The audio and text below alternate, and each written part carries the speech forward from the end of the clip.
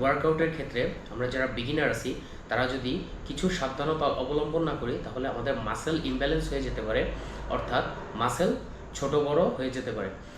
এইটা কেন হয়? এইটা হয় দেখা যাচ্ছে অনেকে রাইটি অনেকে লেফটি। সো যারা রাইট সাইডে জোর বেশি পায় তারা অবভিয়াসলি লেফট সাইডে জোর কম পায়, যার কারণে রাইট সাইডে তারা ওয়ার্ক ভালো করে করতে পারে এবং লেফট সাইডে ওইভাবে তারা ওয়ার্কটা ঠিকঠাক মতো করতে পারে না।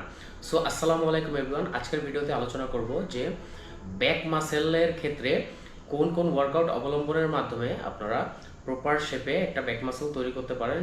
ফার্স্টেই যদি আলোচনা করি সেটা হচ্ছে leg pull down. Leg pull down হচ্ছে ব্যাক মাসেলের জন্য খুবই গুরুত্বপূর্ণ এবং খুবই বেনিফিশিয়াল একটা ওয়ার্কআউট।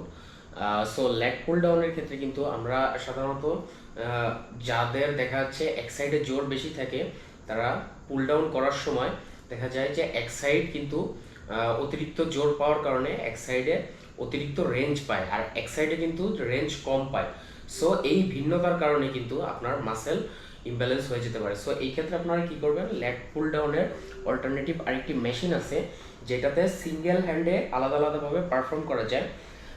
সো এই মেশিনটাতে আপনারা একটা নির্দিষ্ট পরিমাণে ওয়েট ফিক্সড করবেন যতটুকু আপনারা প্রয়োজন এবং দুই পাশেই সমান ওয়েট নেবেন এবং পারফেক্ট ওয়েতে একেবারে যেভাবে লেগ পুল ডাউন করা হয় ওইভাবে দুই সাইডে সমানভাবে আপনারা নিচে নামাবেন, তাহলে দুই সাইডের লেগ মাসেলেই অনেকটা সমান সমান বেনিফিট আপনারা পাবেন।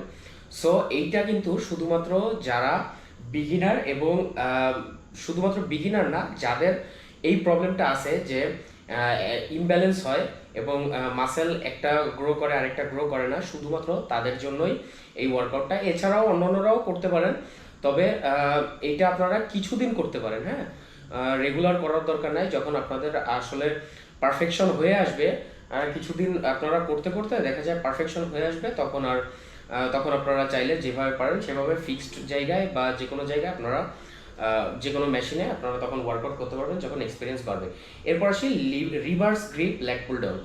রিভার্স গ্রিপ লেগ পুল ডাউনের ক্ষেত্রেও কিন্তু একই সমস্যাটা হয়, আর এইটা কিন্তু নতুনদের ক্ষেত্রে ম্যাক্সিমামদের ক্ষেত্রে এই প্রবলেমটা হয়ে থাকে। তারা দেখা যায় একদিকে জোর বেশি পায়, যার কারণে কিন্তু একদিকে রেঞ্জও বেশি পায়, স্ট্রেচও বেশি পায় এবং অপর দিক কিন্তু একেবারেই রেঞ্জ পায় না, অপর দিকের ওয়েটটাও কিন্তু এই এক সাইডেই চলে আসে। সুতরাং এই দিকে কিন্তু সতর্ক হওয়া জরুরি। সেই ক্ষেত্রে আপনারা রিভার্স গ্রিপের ক্ষেত্রেও এরকম একটা মেশিন ইউজ করতে পারেন অল্টারনেটিভ হিসেবে, যেটাতে আপনারা সিঙ্গেল হ্যান্ড করতে পারবেন। সো দুইটা দিয়েই আপনি দুই হাতের মাধ্যমেই আপনি কি একেবারে কাছে টানবেন যেভাবে reverse grip leg pull down করা হয়। সো এটাতে আপনার কি থাকবে, দুই মাসেলেই পারফেকশন থাকবে। নেক্সট আসি bend over rho.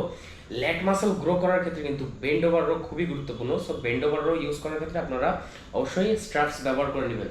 So bend over row perform করার উপায় কি, বেন্ড ওভার রো পারফর্ম করার ক্ষেত্রে নি স্লাইডলি ব্যান্ড হবে, হিপ ডাউন হবে এবং চেস্ট আপ থাকবে, ব্যাক একদম স্ট্রেট থাকবে এবং ওয়েট তুলতে হবে একেবারে অ্যাবডোমেনের কাছাকাছি। সো এই ক্ষেত্রে কিন্তু বিগিনারদের ক্ষেত্রে যতই পারফেকশন চেষ্টা করা হয়, যদি right hand left hand issue থাকে তাহলে কিন্তু জোর এক সাইডে বেশি পাওয়া হয়, যার কারণে ব্যালেন্স ঠিক থাকে না এবং দেখা যায় লেগ মাসেল গ্রো করে উল্টাপাল্টাভাবে, মানে এক সাইডে গ্রো বেশি হয় এক সাইডে গ্রো কম হয়। সো এই ক্ষেত্রে অল্টারনেটিভ হিসেবে আপনারা কি করতে পারেন, ওয়ান হ্যান্ড মানে সিঙ্গেল হ্যান্ড যে ডাম্বেল রো আছে আপনারা সেটা করতে পারেন।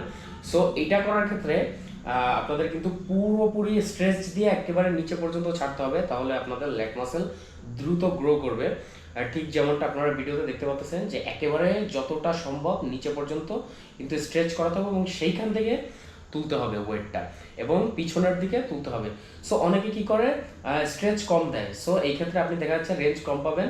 সো এটা একেবারেই করবেন না, জাস্ট একেবারে নিচে পর্যন্ত নিয়ে যাবেন এবং সেইখান থেকে তুলবেন, তাহলে আপনি অনেকটা ভালো বেনিফিট পাবেন। আশা করি বুঝতে পেরেছেন।